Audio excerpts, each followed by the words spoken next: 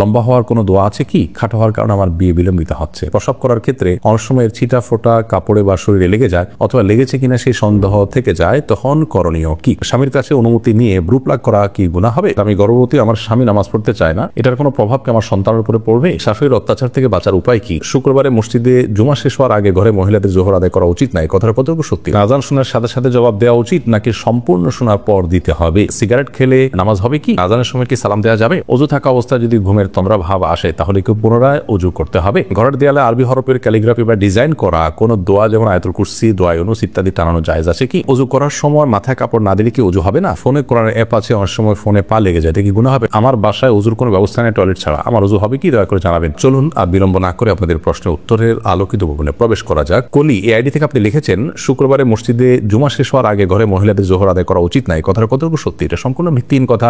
ওয়াক্ত হওয়ার পরেই মেয়েরা সালাত আদায় করতে পারবেন। মসজিদে জামাত হলো কি হলো না জুমার, সেটার জন্য জুমার দিনে জোহর আদায় করার জন্য অপেক্ষা করার কোনো প্রয়োজন নেই। নাজমুস সুলতান আপনি লিখেছেন, ফোনে কোরআনের অ্যাপ আছে, অনেক সময় ফোনে পা লেগে যায়, এতে কি গুনাহ হবে? না, এতে গুনাহ হবে না, কারণ আমাদের ভেতরে তো কোরআন আছে, অ্যাপে যেরকম সফট কপি আছে, আমাদের বক্ষেও তো সফট কপি আছে, তো আমাদের কারো গায়ে লাগলে কি গুনাহ হয়? গুনাহ হয় না, অতএব এখানেও গুনাহ হবে না। ইসলামী আইডি থেকে আপনি লিখেছেন, আমার বাসায় অজুর কোনো ব্যবস্থা নেই টয়লেট ছাড়া, আমার অজু হবে কি? দয়া করে জানাবেন। টয়লেটের ভিতরে অজু করলেই যে অজু হবে না, ব্যাপারটা এরকম না। আমরা এই বিষয়টাকে অনেকে ভুল বুঝি।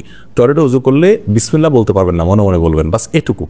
আর যেহেতু বিসমিল্লাহ বলতে পারবে না, তাহলে অজুটাতে সুন্নাতের খেলাফ থাকছে, এই জন্য বাইরের থেকেই অন্তত বিসমিল্লাহ বলে হাত মুখ দিয়ে তারপরে টয়লেটে গিয়ে পাউটা তুলেন, সেটা করা উত্তম। আর যদি সেই ব্যবস্থা না থাকে তাহলে টয়লেটে উজু করলে উজু হয়ে যাবে। এমনকি বিসমিল্লাহ মুখে আপনি উচ্চারণ করবেন না, যেহেতু টয়লেটে আল্লাহর নাম নেওয়া উচিত নয়, তাতেও আপনার উজু হয়ে যাবে। বিষয়টা হলো উত্তমের বিষয়। এরপরে মনের কথা এটি থেকে আপনি লিখেছেন, উজু করার সময় মাথায় কাপড় না দিলে কি উজু হবে না? উজু করার সময় যদি মাথায় কাপড় নাও দেন তবু উজু হয়ে যাবে। উজু করার সাথে মাথায় কাপড় দেওয়ার আসলে কোনো সম্পর্ক নেই, বরং আপনি যখন উজু করবেন আপনার তো চুলের গোড়া, কানের লতি, এই সবগুলো ধুইতে হবে, তো আপনি মাথায় কাপড় রেখে এগুলো কীভাবে ধোবেন? এরপর যখন মাথা মাসা করতে হবে আপনাকে, তখন তো কাপড় ফেলা ছাড়া আপনি কীভাবে মাসা করবেন? অতএব উজু করার সময় মেয়েরা মাথায় কাপড় দিতে হবে এমন কোনো বাধ্যবাধকতা নেই। যারা এমনটি বলে থাকেন সেটা নিছকই তাদের ভুল ধারণা, বরং মাথায় কাপড় ফেলেও তিনি উজু করতে পারেন, আর মাথায় কাপড় রেখেও উজু করতে পারেন। তবে মাসা করার সময় হয় কাপড়ের ভিতর দিয়ে মাসা করবেন, আর কাপড় সরিয়ে মাসা করবেন, কিন্তু মাথায় কাপড় না থাকা অবস্থায় উজু করলে কোনো অসুবিধা হবে না। মোহাম্মদ সজীব হাওলাদার আপনি লিখেছেন, সিগারেট খেলে নামাজ হবে কি? সিগারেট খেলে তার সাথে নামাজের আসলে কোনো সম্পর্ক নেই, বরং সিগারেট বা ধূমপান করা এটা সম্পূর্ণ গুনাহের কথা। আল্লাহ বলেছেন, লা তুলকু বিআইদিকুম ইলা তাহলুকা, তোমরা নিজেদেরকে ধ্বংসের দিকে ঠেলে দিও না। বিধায় এমন কোনো কাজ করা জায়েজ যে কাজ করলে আমরা ক্ষতির মুখে পড়বো। ধূমপান স্বাস্থ্যের জন্য ক্ষতিকর, ফাঁকাওয়াটি করা জায়েজ নয়। আর আরও অনেক কারণে এটি নিষিদ্ধ। ইসলামী শরীয়তের দৃষ্টিকোণ থেকে এটি গুনাহের কথা ধূমপান করা, কিন্তু ধূমপান করলে তার সালাত হবে না, ব্যাপারটা এমন না। ধূমপান করে যখন সে মসজিদে যাবে মুখ পরিষ্কার করে যাবে, যাতে কোনো গন্ধ না থাকে, সেটি আরেকটি নির্দেশনা পৃথক। এরপরে টিটু পপি আপনি লিখেছেন, আজান শোনার সাথে সাথে জবাব দেওয়া উচিত নাকি সম্পূর্ণ শোনার পর দিতে হবে? এর উত্তর হলো যে আজানের বাক্যগুলো শোনার পর আমরা দিয়ে যাব, মুয়াজ্জিন বলার পরেই আমরা দিব, কিন্তু সম্পূর্ণ আজান মুয়াজ্জিন শেষ করবে, তারপর আমি একটা একটা করে বলবো। ব্যাপারটা এরকম নয়। মুয়াজ্জিন যখন আল্লাহু আকবার বলবে তখন আমরা আল্লাহু আকবার বলবো, মুয়াজ্জিন যখন আশহাদু আল্লা ইলাহা ইল্লাল্লাহ বলবে তখন আমরা আশহাদু আল্লা ইলাহা ইল্লাল্লাহ বলবো। কারণ বিষয় সহিহ মুসলিম বর্ণিত হাদিসে আমরা দেখতে পাই, নবী করিম সাল্লাল্লাহু আলাইহি ওয়াসাল্লাম বলেছেন, মুয়াজ্জিন যখন আল্লাহু আকবার বলবে তোমরা আল্লাহু আকবার বলবে, মুয়াজ্জিন যখন আশহাদু আল্লা ইলাহা ইল্লাল্লাহ বলবে তোমরা আশহাদু আল্লা ইলাহা ইল্লাল্লাহ বলবে, মুয়াজ্জিন যখন হাইয়া আলাস সালাহ হাইয়াল ফালাহ বলবে তখন তোমরা লা হাওলা ওয়া কুওয়াতা ইল্লা বিল্লাহ বলবে। এখান থেকে বোঝা যায় হাদিস থেকে যে বাক্যগুলো মুয়াজ্জিন বলার পর আমরা বলবো। সবগুলো বাক্য বলে শেষ করেছে আজানের, তারপরে আমরা জবাব দিব বা আমরাও হুবহু বলবো, ব্যাপারটি সেরকম নয়। এরপর পাবেল আলম আপনি আইডি থেকে লিখেছেন, আমি গর্ভবতী, আমার স্বামী নামাজ পড়তে চায় না, এটার কোনো প্রভাব কি আমার সন্তানের উপরে পড়বে? আপনার সন্তানের উপর আপনার স্বামীর বেনামাজি হওয়ার কারণে কোনো প্রভাব পড়বে বলে কোরআন হাদিসের আলোকে আমাদের মনে হয় না। কারণ হলো আল্লাহ রাব্বুল আলামিন একজনের দায়ে এর বোঝা, একজনের পাপের বোঝা অন্যজনের উপর চাপান না। তবে অবশ্যই মা বাবার দিনদারি, তাদের তাকওয়া, বিশেষ করে মায়ের ব্যক্তিগত তাকওয়া চর্চা সন্তান গর্ভে থাকাকালের সময় এটার ইতিবাচক প্রভাব সন্তানের উপর পড়ে। কিন্তু তাই বলে জন্মদাতা বাপ তিনি খারাপ কাজ করলেও তার প্রভাব গিয়ে সন্তানের উপর এমন নয়। তবে তাকেও যদি সুপথে আনা যায় এবং সালাতের অভ্যস্ত করা যায়, সন্দেহাতীতভাবে একটি তাকওয়ার পরিবেশে আল্লাহর কাছে দোয়া করবেন, তিনি ভালো কিছু চাইবেন, আল্লাহ নেক বান্দা হবেন, সেই হিসেবে আল্লাহ তাআলা তাদের জন্য ভালো কিছু দিবেন, সে আশা করা যায়, সেটি আরেকটি বিষয়। কিন্তু বাবার বেনামাজি হওয়ার কারণে সন্তানের মধ্যে তার প্রভাব পড়বে, সন্তানও বেনামাজি হবে, এমনটি আবশ্যক নয়। কত খারাপ মানুষের ঘরে আল্লাহ তাআলা কত নেক মানুষ দিয়েছেন। এরপরে বাশিরা আক্তার আপনি লিখেছেন, শাশুড়ির অত্যাচার থেকে বাঁচার উপায় কি? শাশুড়ির অত্যাচার থেকে বাঁচার জন্য আপনাকে বৈধ সকল কৌশল অবলম্বন করতে হবে। সেই কৌশলগুলো অবলম্বন করতে গিয়ে যেন কোনো গুনাহের আশ্রয় না নেন, আপনি হারামের আশ্রয় না নেন, সেদিকটি খেয়াল করতে হবে। এর পাশাপাশি স্বামী বা যাদেরকে বোঝালে এই অত্যাচার থেকে আপনি রক্ষা পাবেন, তাদেরকে বোঝাবেন, কাউন্সিলিং করবেন, ওলামাদের কাছে নিয়ে আসবেন এবং কোরআন হাদিসের দীক্ষা দিবেন। এবং কোনোভাবে যদি এটি না হয়, অনেক সময় এগুলো সলভ করা অনেক কঠিন হয়, তাহলে সেক্ষেত্রে আপনি সবর করবেন। মনে রাখবেন প্রত্যেকটি সবরের বিনিময়ে আল্লাহর কাছে জমা থাকবে। উম্মে কুলসুম শিখা আপনি লিখেছেন, স্বামীর কাছে অনুমতি নিয়ে ব্রু প্লাগ করা কি গুনাহ হবে? যে বিষয়টি শরীয়ত জায়েজ করেনি সে বিষয়টি স্বামীর অনুমতি সাপেক্ষেও জায়েজ হবে না। এমনি সালেহিন আজাদ লিওন আপনি লিখেছেন, আজানের সময় কি সালাম দেওয়া যাবে? এর উত্তর হলো, আজানের সময় প্রত্যেক মুসলিমের কর্তব্য হলো আজানের বাক্যগুলো শুনতে পেলে তার জবাব দেওয়া, অর্থাৎ মুয়াজ্জিন যা যা বলে তা তা বলা। কারণ সহিহ বুখারী বর্ণনায় আসছে, ইদা সামি'তুমুন নিদা ফাকুলু মিসলা মা ইয়াকুল মুয়াজ্জিন, যখন তোমরা আযান শুনতে পাবে তখন মুয়াজ্জিন যা যা বলে তোমরা হুবহু তা তা বলবে। নারী পুরুষ সকলের জন্য আমলটি প্রযোজ্য।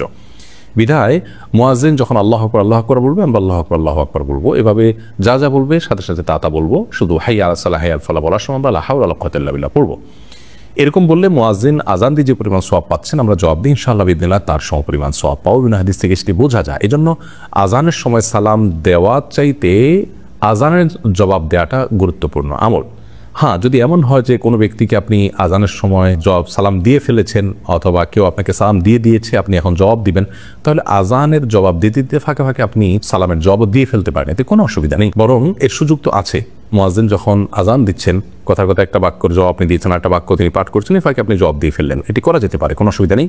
এবং রাদ্দুল মুহতারে এ বিষয়ে ফতোয়া রয়েছে যে এটি করা যেতে পারে। অজু থাকা অবস্থায় যদি ঘুমের তন্দ্রা ভাব আসে তাহলে কেউ পুনরায় অজু করতে হবে? অজু থাকা অবস্থায় যদি ঘুমের তন্দ্রা ভাব আসে আর আপনি কোনো কিছুর সাথে হেলান দেওয়া অবস্থায় না থাকেন কিংবা চিত হয়ে শুয়ে না থাকেন, তাহলে সেক্ষেত্রে আপনার অজু ভাঙবে না। বসে বসে যদি আপনি ঝিমান এবং সেই ঝিমুনির ফলে যদি আপনি এদিক সেদিকে হালকা ঢলেও যান, তাতেও আপনার অজু ভঙ্গ হবে না। তবে হ্যাঁ, ঝিমাতে যদি আপনি পড়ে যান তাহলে অজু ভঙ্গ হয়ে যাবে, অথবা হেলান দিয়ে যদি ঝিমিয়ে পড়েন তাহলে অজু ভঙ্গ হয়ে যাবে।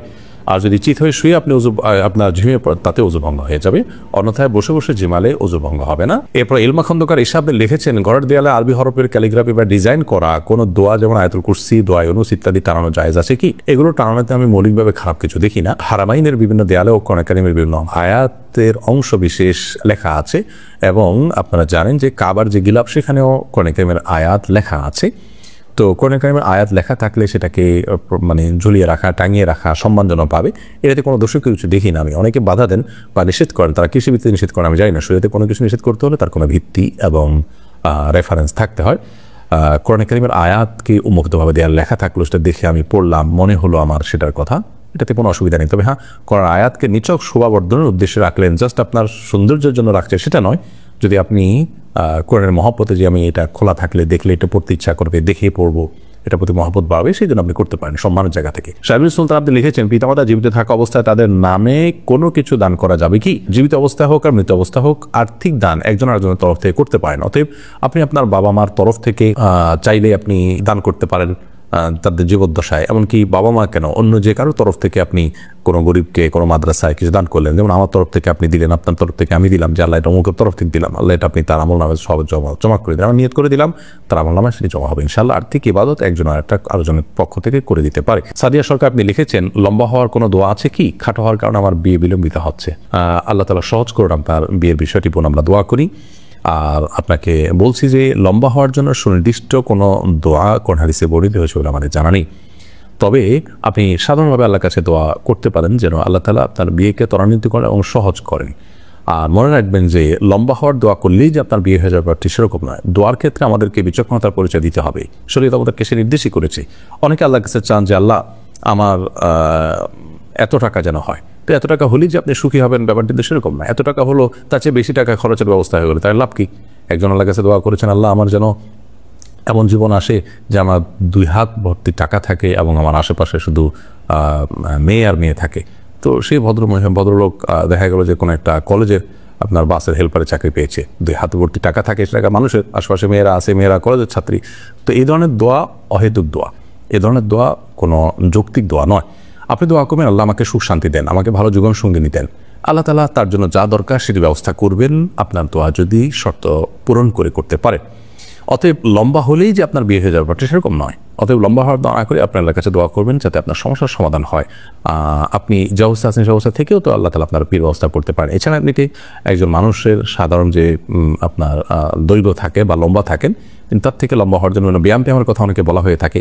সেগুলো সংশ্লিষ্টদের সাথে আলাপ আলোচনা করে সেগুলো যৌক্তিক হলে সেগুলো থেকে আপনি উপকৃত হতে পারেন, সেটা সম্পূর্ণ আরেকটি বিষয়। রাহিমা জাহান রাহি আপনি লিখেছেন, প্রস্রাব করার ক্ষেত্রে অনেক সময় ছিটা ফোটা কাপড়ে বা শরীরে লেগে যায় অথবা লেগেছে কিনা সেই সন্দেহ থেকে যায়, তখন করণীয় কি? দেখুন, কাপড়ের ছিটা ফোটা যদি আপনার লেগে যায় নিশ্চিত, তাহলে সেক্ষেত্রে খুব ছোট ছিটা লাগলে সেটা নিয়ে আপনার অরিড হওয়ার কোনো কারণ নেই, সালাত হয়ে যাবে। ধরুন আপনার শুয়ের আগে যে পরিমাণ লাগলেও কোনো অসুবিধা নেই। আর যদি অনেক বেশি লাগে, বড় ফোঁটা লাগে বা অনেক ফোঁটা পড়ে, তাহলে সেক্ষেত্রে যে জায়গা পড়ছে সেই জায়গাটা ধুয়ে ফেলবেন। আর যদি আপনার নিচের সন্দেহ হয়, কিন্তু আপনি নিশ্চিত না হন যে আদৌ লেগেছে কি লাগেনি, তাহলে সেক্ষেত্রে এই সন্দেহের ভিত্তিতে অরিড হওয়ার কোনো কারণ নেই। নিশ্চিত না হলে সেটা আপনার নাপাক হিসাবে ধরা হবে না।